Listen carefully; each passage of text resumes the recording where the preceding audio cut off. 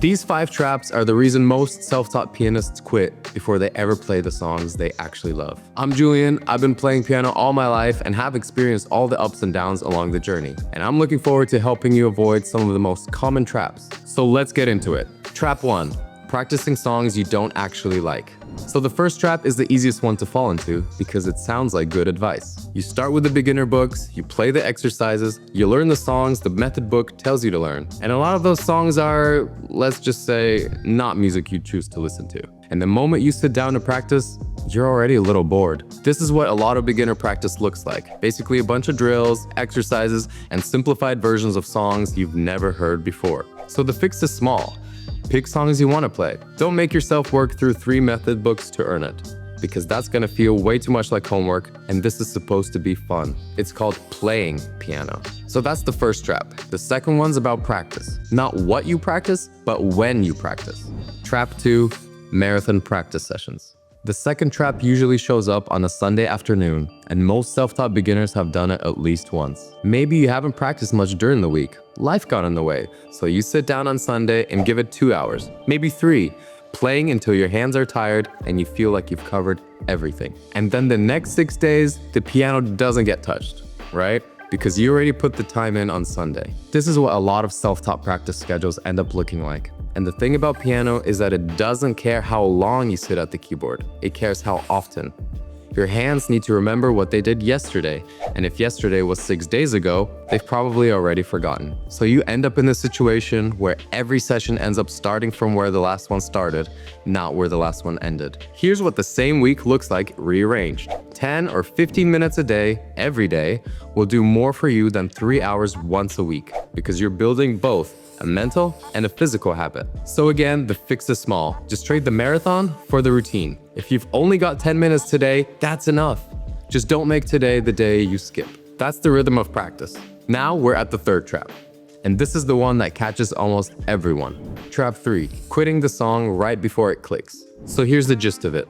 You pick a song, you spend a week on it, but by the end of that week, it's a mess. You know, your hands just don't cooperate. You can hear what the song is supposed to sound like in your head, but what's coming out of the piano just isn't that. So you decide the song was too hard, you move on, you try a different piece, a little less motivated than before. And what almost nobody tells you is that you quit right at the moment the song was about to click. This is what learning a song actually looks like in slow motion. The first few days you can hear yourself getting better, notes click into place, you feel like you're making progress, and then around day 5 or 6, you stop hearing it. You're practicing and practicing, but the song doesn't seem to be getting any closer to sounding right. This is the plateau, and it's the moment most adult beginners look at their hands and think, this isn't working, I should try a different piece. But here's what's actually happening, and this is the part nobody tells you. The plateau is the last bit of work your brain is doing before everything magically snaps into place. The plateau isn't you failing. The plateau is you almost there. These things happen gradually and then all at once. So the fix here is, you guessed it, small. Before you abandon a song, give it one more session. The gap between this is impossible and I can play this is almost always smaller than it feels in the moment. And most people quit one practice session too early. The fourth trap is a strange one because it looks almost exactly like learning. And I'll be honest, I still catch myself doing this with stuff that isn't piano. Opening a tab, watching a tutorial, then another, and then closing the laptop having learned almost nothing. By that time, an hour's gone by. You've watched 4 tutorials and played 0 piano. This is the trap. You feel like you've learned something, you've spent a whole hour on piano content, but you've barely played a single note. And the thing about piano is that it's something you learn with your hands, not just with your eyes. Watching 10 tutorials a day isn't 10 times the learning, it's 0 times the learning with probably just a lot of confusion on top. Here's what that same hour looks like when you use it differently. 1 song, 1 path, 10 minutes of actual playing. By the end, you can play more of the song than you could at the start. By the end of next week, you can play the whole thing. So surprise, surprise, the fix is small. Basically, less watching, more playing. You don't learn piano by adding another tab to the queue.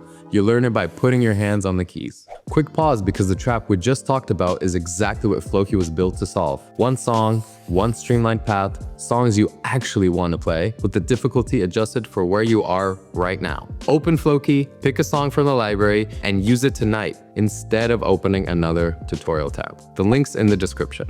The fifth trap is the one I'd take a magic wand to if I could, because it's the one that does the most damage and serves the least purpose. Trap 5, comparing yourself to TikTok piano. You open your phone, the algorithm shows you piano video, a 15-year-old playing Chopin flawlessly at full speed. And you think, wow, I will never sound like that. But you also don't need to.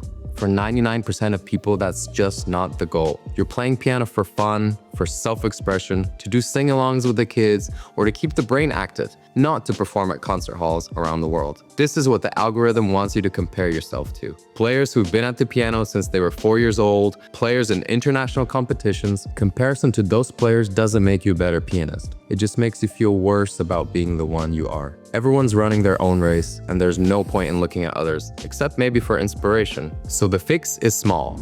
Stop comparing yourself to people whose lives are structured around piano in a way yours isn't. The only player you're competing with is the one you were last week. That's the only comparison that's worth making. So those are the 5 traps. Songs you don't like, marathon sessions instead of routines, quitting a song the week before it clicks, watching tutorials instead of playing, and comparing yourself to people you've got no business being compared to. None of these are unique to you. They're the patterns we see across hundreds of thousands of adult beginners. You're not ruining your piano learning journey with these traps. You just need a clear path. Or if you want the streamlined path mentioned in the 4th trap, check out Flowkey. The link's in the description for a 7-day free trial, so you can start playing the songs you've always wanted to play right away. Avoiding the traps is only half of it though. The other half is what you do in those 10 or 20 minutes a day when you sit down at the piano with the song you've chosen. We've got a full video on the 20-minute practice routine that works for self-taught beginners. Link's just there. Thanks for watching, and I'll see you in the next video.